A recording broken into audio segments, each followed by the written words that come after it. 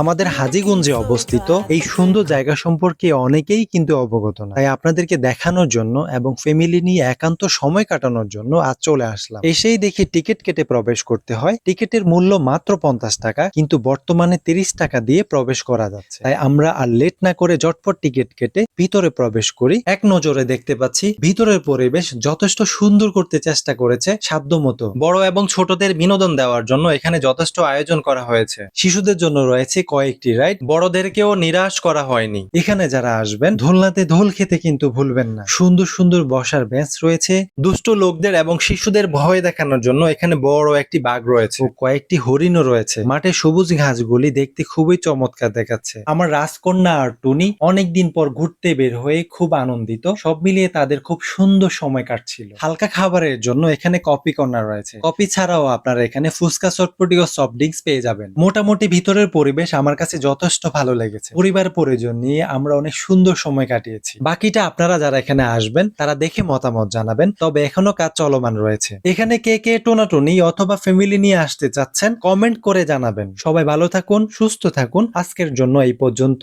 আল্লাহ হাফেজ।